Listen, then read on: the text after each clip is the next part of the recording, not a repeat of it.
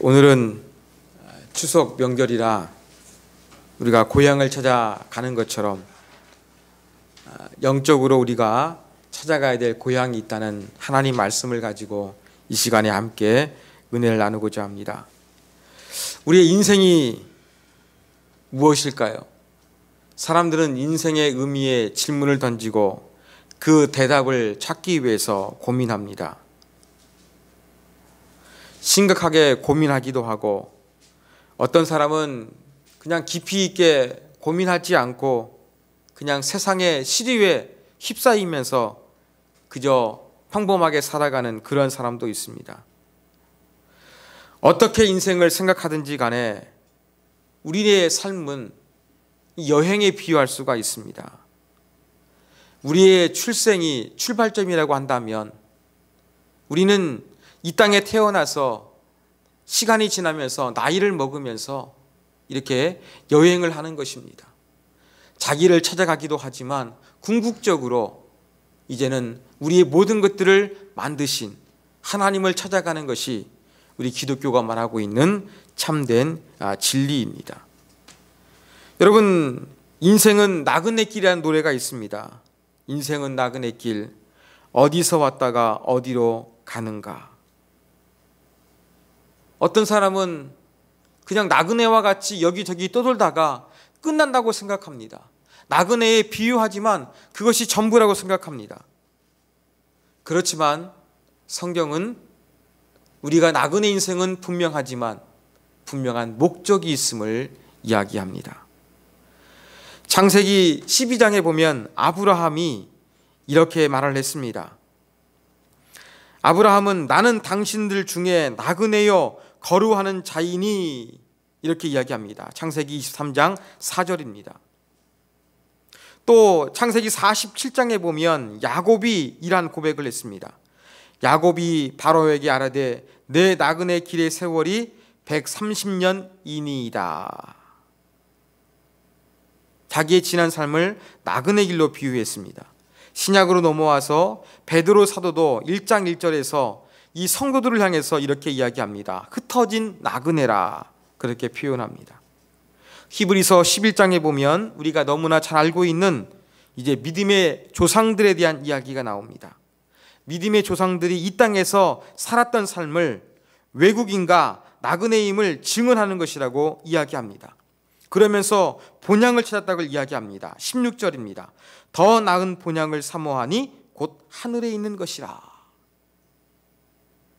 이렇게 성경에는 이 인생을 나그네로 비유하면서 그냥 여기저기 떠도는 노랫말처럼 왔다 갔다 방랑하는 것이 아니라 분명한 본향이 있다는 것을 이야기를 하고 있습니다.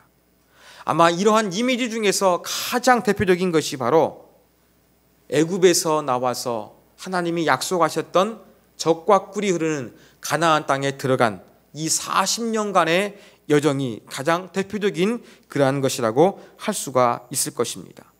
이렇게 성경은 여러 곳에서 우리의 삶, 우리의 신앙을 이렇게 여행의 이미지로 비유할 때가 많이 있습니다.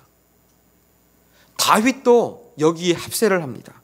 그래서 오늘 읽은 역대상 29장 15절에 다윗은 이렇게 고백합니다. 우리는 우리 조상들과 같이 주님 앞에서 이방 나그네와 거류민들이라. 세상에 있는 날이 그림자 같아서 희망이 없나이다. 이러한 고백을 하고 있는 배경은 다윗이 성전 건축을 준비했습니다. 이 성전 건축을 준비하고 나서 하나님께 기도하면서 고백하기를 뭐라고 고백했습니까? 우리는 주님 앞에서 이방 나그네와 거류민들이다 이야기합니다. 여행하는 나그네, 잠깐 머무는 그렇게 거류민, 이러한 표현을 통해서 다윗이 자기의 정체성을 표현하고 있는 것입니다. 여러분, 우리는 이러한 다윗의 그 표현 가운데 주목할 필요성이 있습니다. 다윗은 어떠한 환경 가운데서 자기가 지금 나그네라고 거류민이라고 고백하고 있습니까? 믿음의 조상들은 여기저기 떠돌아다녔어요. 그렇기 때문에 그들은 여기저기 다니면서 상처가 없었습니다. 그렇기 때문에 나그네가 맞았어요. 다윗은 그렇지 않았어요. 다윗은 어떠했습니까? 다윗은 분명한 집이 있었습니다. 집도 보통 집이었습니까? 궁궐이었죠. 왕이었으니까요. 자기가 피땀 흘려 이룬 나라가 있었고 궁궐이 있었고 또 자기를 따르는 신하들과 많은 백성들이 있었습니다. 전혀 남부럽지 않고 또 모든 것들을 이뤘기 때문에 여기에서 얼마든지 머물기를 다짐하고 여기가 더욱더 많은 시간 동안 영원히 지속되기를 바라는 그런 마음도 얼마든지 다윗의 마음 가운데는 찾아올 범칙한 그러한 상황이었습니다. 이렇게 왕으로서 모든 것들을 누리는 다윗이 자기 스스로 정체성을 어떻게 표현하고 있습니까? 주님 앞에서 나그네와 거류민이다 이렇게 표현하고 있는 것입니다. 그러므로 우리는 이 다윗과 같은 의식을 가지고 살아가야 되겠습니다. 저와 여러분이 이 땅 위에서 이룬 것이 다윗보다 많을까? 아마 다윗보다 많은 것을 가지고 많은 것을 이룬 사람은 아마 이 중에 별로 없을 것 같습니다. 우리보다 더 많은 것을 이루는 신앙의 선배 다윗이 이 땅 위에서 삶을 나그네와 거류민으로 표현했다고 한다 그러면 우리는 어떠한 의식을 가지고 살아가야 되겠습니까?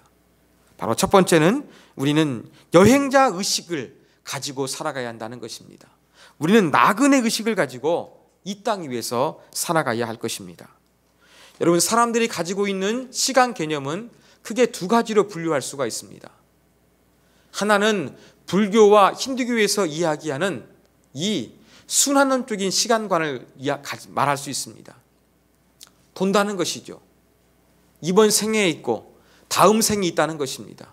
늘 그렇게 도는 것입니다. 그런데 또 하나의 시간관은 바로 이 직선적인 시간관입니다. 한번 지나간 시간은 돌고 돌아오지 않고 끝난다는 것입니다. 기독교의 시간관인 것입니다. 그래서 이건 종말을 가지고 있습니다. 분명히 목적지가 있다는 거예요. 바로 우리 기독교의 시간관, 여행자 의식은 내가 나그네로서 저 목적지를 향해서 나아가는 사람이라는 것을 우리가 늘 인식하고 있어야 된다는 것입니다. 여러분, 먼저 우리가 어떤 생각을 하느냐, 이게 정말로 중요한 거예요. 이러한 말이 있습니다. 건강한 신체에 건강한 정신이 깃든다. 내 몸이 건강해야 내가 사고하는 것이 건강할 수가 있는 것처럼 내가 어떤 의식을 가지고 있느냐에 따라서 내 삶의 모든 것이 달라질 수가 있는 것입니다. 우리는 하나님의 사람으로서 하나님이 계시는 본향을 향한다고 한다면 우리는 본향을 향해서 나아가고 있는 나그네, 이 여행자 의식을 분명히 우리가 가지고 있어야 한다는 것입니다. 여러분, 이게 가장 중요합니다. 뭘 하느냐, 어떻게 하느냐, 이 방법도 중요하지만 가장 중요한 것은 무엇 때문에 하느냐, 어떠한 근거에서 하느냐, 이 존재의 근원이 가장 중요한데 우리의 바로 살아가는 이유, 우리의 존재 이유, 바로 우리는 나그네다라는 그 의식을 갖는 것이 정말로 소중하다는 것을 우리가 놓치지 말아야 되겠습니다. 이러한 나그네 의식을 가지게 되면 자연히 뒤따르는 것이 있습니다. 그 두 번째로 바로 무엇이냐? 나그네 의식을 가진 사람은 목적지를 향하며 머무르지 않는다는 것입니다. 내가 나그네예요. 내가 여행자예요. 그렇다고 한다 그러면 여행자에 걸맞게 거기에 모든 것들을 맞추어서 삶을 살아가는 것이 지혜로운 사람인 것이라고 할 수 있습니다. 여러분, 저는 캠핑을 가끔 합니다. 근데 하룻밤 자고 옵니다. 근데 하룻밤 자고 오지만 집에서 사는 것처럼 여러 가지 그렇게 지내기 위해서는 필요한 것들이 많아요. 그러면은 이것저것 챙기다 보면은 너무 짐이 많습니다. 이것도 필요할 것 같고 저것도 필요할 것 같아가지고 짐을 챙겨가지고 캠핑을 떠났어요. 근데 막상 하룻밤 머무는 이 캠핑 가운데서는 제가 준비해간 물건이 필요가 없어가지고 사용하지도 않고 그냥 가져올 때가 참 많습니다. 꼭 필요한 것만 가져가는 것이 지혜로운 사람입니다. 마찬가지로 여러분이 여행을 떠나실 때 어떻습니까? 여행을 떠날 때에도 내가 일주일간 여행한다고 한다면 일주일간 필요한 것만 챙겨가면 되는 것입니다. 그건 내가 집에 있는 것처럼 이것도 필요한 것 같고 저것도 필요한 것 같아가지고 혹시 모르니까 챙겨가자 이렇게 해가지고 바리바리 짐을 싸가지고 여행을 떠났을 때에는 너무나 많은 짐 때문에 우리의 여행이 더욱더 귀찮고 피곤해질 때가 많이 있는 것입니다. 여행을 잘하기 위해서 여행의 기술이 필요해요. 그런데 여행의 기술이라는 것은 별다른 게 아닙니다. 여행의 기술은 여행할 때 꼭 필요한 거, 그걸 잘 챙기고 필요 없는 것을 두고 가는 것이 바로 여행의 기술인 것입니다.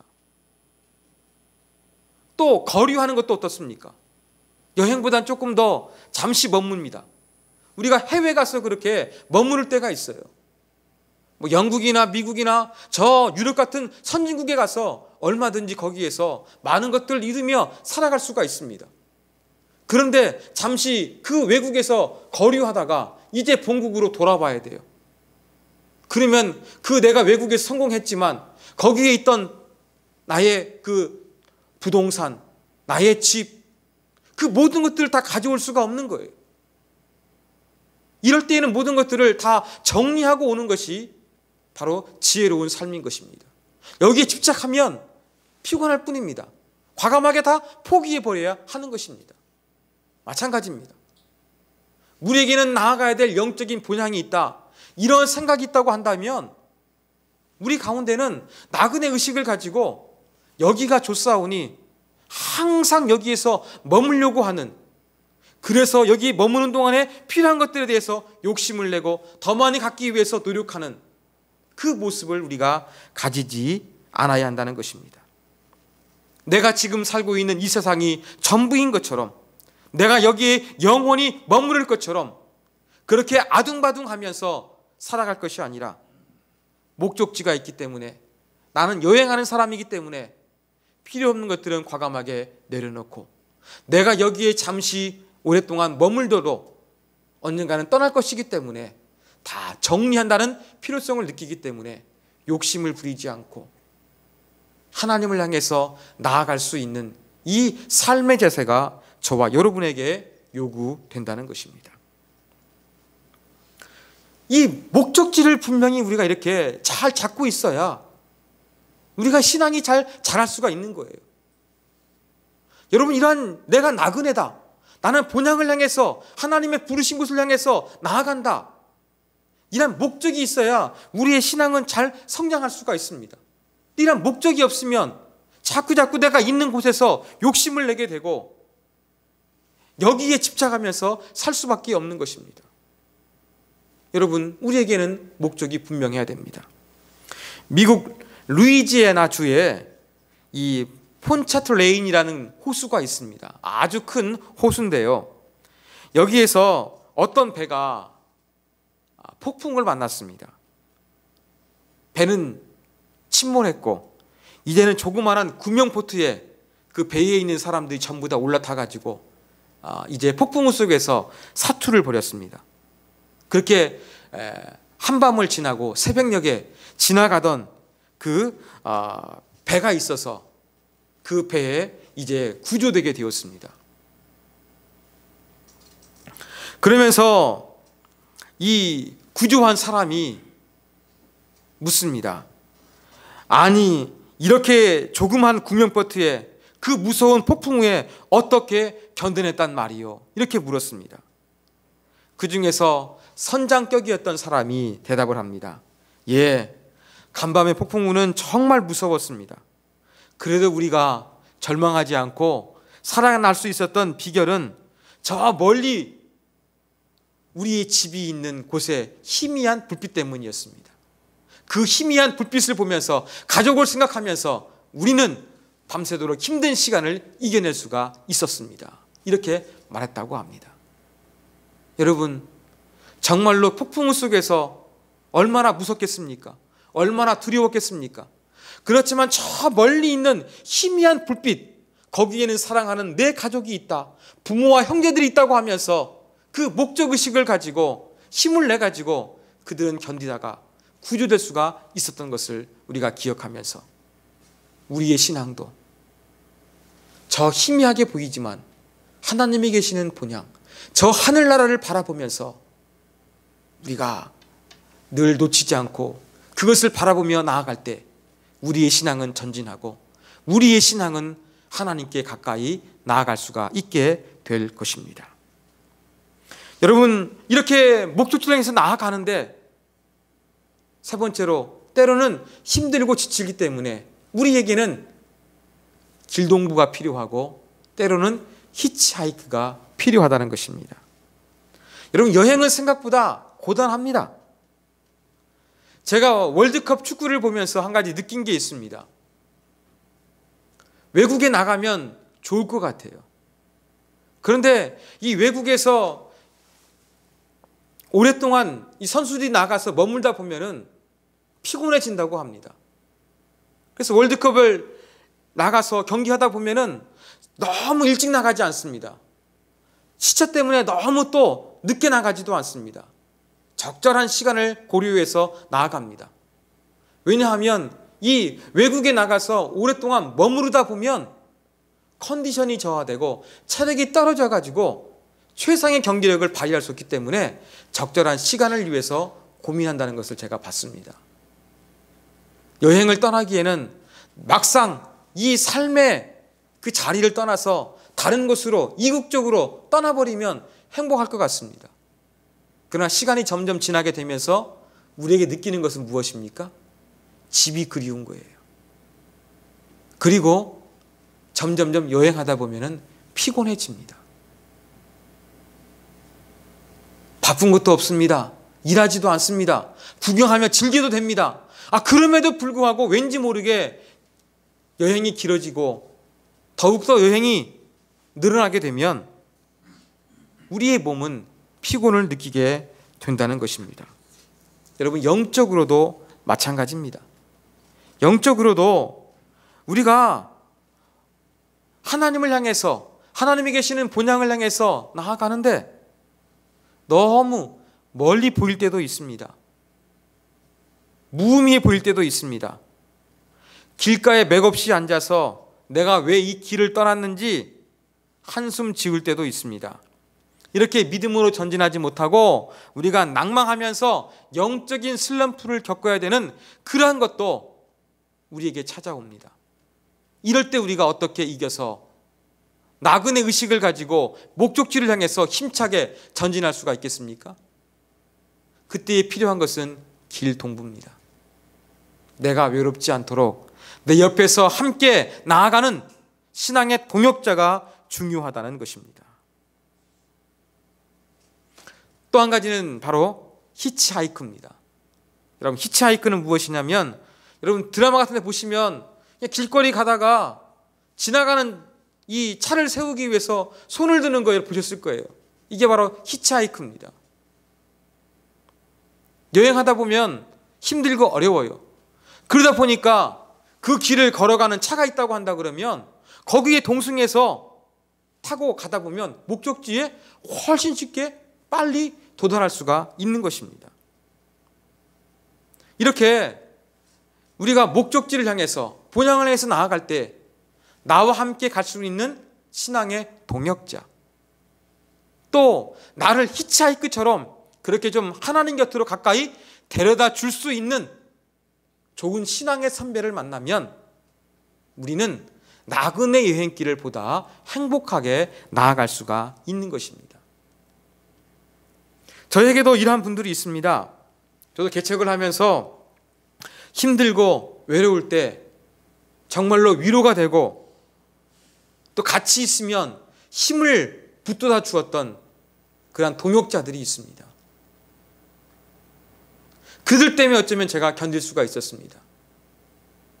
그들을 바라보면서 정말로 성공이 아니라 하나님 말씀을 붙잡고 세상의 사람들이 존경해주는 그 길을 걸어가기보다 하나님 말씀이 원하는 것을 이루기 위해서 씨름하고 있는 그 나의 동역자들, 그들 때문에 저도 버틸 수가 있었습니다.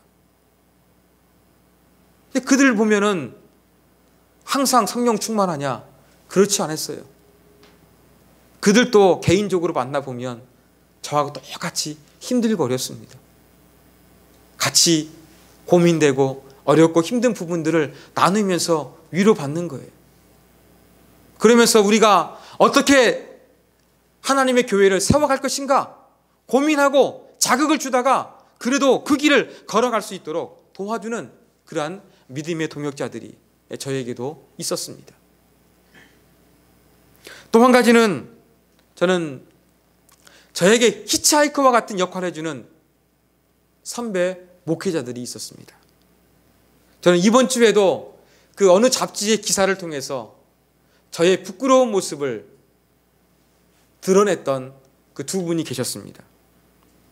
한 분은 대구에서 목회하시는 목사님이었습니다. 이분은 영국에서 유학을 마치고 담임 목사로 부임해서 500명 성도를 700명으로 부흥시켰습니다. 그런데 이웃교회와 경쟁하는 것 같아가지고 이게 기쁨이 없었습니다. 그러다가 이분이 담임 목사직을 내려놓고 개척을 했습니다. 카페를 빌려서 개척을 했습니다. 분명한 목회 철학이 있었습니다. 건물을 소유하지 않기, 교인 수가 일정 수가 되면 분립개척하기, 세대통합 예배하기 등 제가 생각하고 있는 부분과 비슷한 부분들이 참 많이 있었습니다. 그런데 기사를 통해서 그분의 모습을 보면 제가 하는 것보다 훨씬 더 잘하고 있는 거예요. 아, 그러면서 나는 아직도 멀었구나, 그런 생각이 들고, 아, 저분처럼 해야겠구나 라는 그러한 도전을 받게 되었습니다. 또 한 분은 이 전북에서 목회하는 분이었습니다. 저희 아버님 오셨는데 아침에 여쭤보니까 저희 아버님 아시는 분이세요. 이분은 농촌에 부임해서 2013년도에 대한민국 농촌마을 대상 시상식에서 대통령상을 수상한 분이었습니다. 이분이 어떻게 목회를 했느냐? 교회 장로가 마을 사람들의 돈을 갖다 빌려 썼습니다. 그런데 마을 사람들이 이 장로를 욕하는 것이 아니라 교회를 욕하게 됐습니다. 저런 사람을 교회가 장로로 세웠다고, 교회가 문제다고 교회 욕하기 시작했습니다. 목사님이 듣고는 괴로웠습니다. 그래가지고는 자기의 퇴직금을 적립하고 있는 걸 깼습니다. 그리고 장로님의 자제들에게 전화를 했습니다. 자초지종을 이야기해가지고 돈을 모았습니다. 그래가지고 1,000만 원을 모아다가 이 마을 유지들한테 내밀면서 이것으로 빚잔치를 해라, 그렇게 이야기하니까 그 다음부터는 이 마을 사람들이 교회 욕을 하지 않았다고 이야기를 합니다. 농산물을 짓다 보면은 가격이 좋을 때도 있고 안 좋을 때가 있습니다. 배추 파동이 났을 때 농민들은 이 배추를 갈아엎어버립니다. 그때 이 목사님께서 이 배추를 갈아엎는 것을 말기고 트럭을 하나 빌려가지고 전주로 그 배추를 싣고 와가지고 장사를 했습니다. 그 이후로도 농산물 가격이 폭락하게 되면은 이 주민의 손실을 메꿔주기 위해서 감자, 고구마, 콩, 고추 이런 것들을 도회지로 가지고 나와가지고 판매해줬습니다. 그러면 농부한테는 분명 가격을 가지고 나오나 봅니다. 근데 팔다 보면은 상하기도 하고 흥정하다 보면 조금 손해볼 때도 있습니다. 그러면 이 목사님께서 자기가 손해를 보고 농민이 원하는 가격은 분명히 가져다 줬습니다. 근데 마을 사람들은 의심하지요. 왜? 다 중간 상인들은 유통하다 보면 남겨 먹으니까. 목사님도 그럴 줄 알았는데 나중에 자기들이 알고 보니까 목사님이 손해를 보면서 자기들에게 가져다 줬다는 것을 알게 되었고 이 목사님의 진심을 이해하게 됐다는 것입니다. 이러다 보니까 목사님이 마을 위원장이 되었어요. 그래서 이제 예산이 나와가지고 2억 원을 집행해야 됩니다. 마을 주민들이 이야기합니다. 목사님 만나면 돈을 개인적으로 쓰지 말라고 이런 얘기를 하는 거예요. 이런 얘기를 들을 때마다 목사님이 아주 불쾌했습니다. 노골적으로 그 돈을 제대로 쓰라는 말 가운데 불쾌했지만 그래도 묵묵하게 자기가 해야 될 역할을 잘 감당했습니다. 감사가 이걸 다 감사했는데 그래도 흠잡을 곳이 없었나 봅니다. 한 5년이 지났는데 그 감사했던 사람이 원불교 신자였는데 자기의 딸 결혼식을 하면서 이 목사님에게 주례를 부탁했다고 합니다. 얼마나 아름다운 모습입니까? 그러면서 이 교회는요 80%가 전부 다 교회 나오고 있다고 합니다. 이런 모습 보면서 제가 참 도전이 됐어요. 이분은 정말로 교회만 나오게 하는 것이 아니라 이 농문일을 위해서 손해를 보면서 아낌없이 주는 그 사랑의 모습을 잘 실천하신 거예요. 이러한 모습을 바라보면서 나는 아직도 멀었구나. 나는 아직도 멀었구나. 그러한 생각을 하게 된 것입니다. 여러분, 이러한 믿음의 선배들, 우리보다 먼저 아름답게 하나님을 섬기고 있는 이러한 모습들을 통해서 우리는 하나님 곁으로 빨리 갈 수가 있는 거예요. 이게 바로 영적 히치하이크가 되는 것입니다. 이러한 사람들을 통해서 우리는 하나님이 계시는 그 본향을 향해서 나아가야 되겠습니다. 사랑하는 여러분, 오늘은 명절을 맞이해서 우리 가운데 많은 분들이 고향을 떠나 가족을 만나기 위해서 떠났습니다.